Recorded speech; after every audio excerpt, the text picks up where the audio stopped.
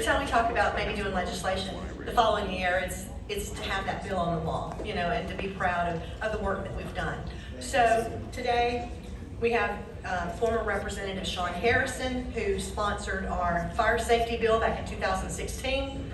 We also have Senator Harrell, who sponsored our assistive devices bill that passed in 2018, and we're still reaping the benefits of that bill. So it's just very important to have a great relationship with all of your representatives and senators in your districts, because they will listen to you when they won't listen to us.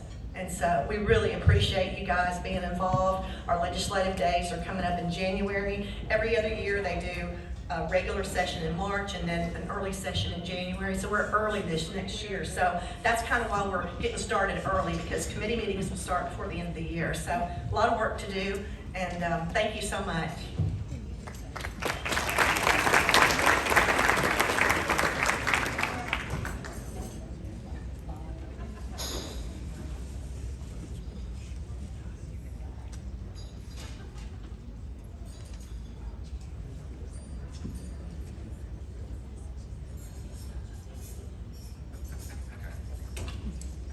All right, thank you everyone for being here today. My name is Jason Hand. I'm the COO and General Counsel for Florida Senior Living Association.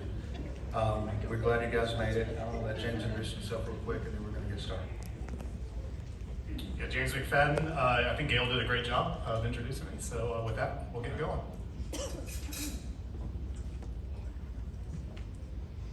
All right, so to start off with, I wanted to, we're going to be doing this 2025 Florida legislative session update. We're going to talk about session in general. I know it's a crazy one. I've been doing this for 23 years, I think, and it's definitely the craziest. I think Senator Harrell will agree with me. Craziest session I've ever seen. And we'll take a look at legislation that Florida Senior Living Association was directly involved in. We'll discuss some other healthcare bills of interest that passed as well. And we'll also take a quick look at the budget, which was the primary reason why session ended up lasting twice as long as it was scheduled. So with that, to start off with, I wanted to provide a breakdown of top-level state leadership. I think a lot of you folks, well, most of you probably know the governor, of course, but really these are the three most important folks in Florida politics. And like I said, I want to provide a breakdown of the top-level state leadership, or really want to talk about the breakdown within this leadership triangle that led us to a session that lasted 105 days instead of the scheduled 60 days. The last day of session was supposed to be May 2nd, but they didn't finally actually adjourn until June 16th, after finally finishing the state budget for the fiscal year that started just a few days ago on July 1. So Governor DeSantis, for the first time, for the first 6 years of his time in office, really enjoyed unprecedented and outright control over the legislature. He leveraged his popularity with the Republican base in Florida and his rising star on the national stage to push through many of his priorities relatively easily, and in truth, really sort of dictate much of the conversation each session. And the House and the Senate presiding officers during those times were willing partners. They were aligned with him on most of his priorities. And then a few things happened. DeSantis's bid for the White House didn't finish out, of course, and President Trump was elected. Times become publicly at odds with Donald Trump. And also he's entering the last 2 years of his term. And for any politician, when you're entering the last year or two of your term, you start to lose power. And then you had these two new presiding officers coming onto the stage, and Ben Albritton, the Senate President, Danny Perez, the Speaker of the House. And as it turned out, neither of those gentlemen were really interested in just going along to get along, and they had their own priorities and their own sort of philosophical approach to governing. So I don't want to dwell too long here, but I thought it was worth illustrating the supermajorities that the Republicans hold in both the House and Senate. Of course, red being Republican and blue being Democrat.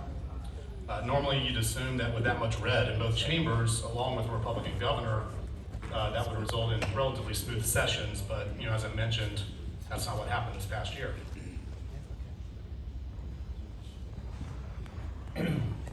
So as I mentioned, the 60-day session was due to end May 2nd.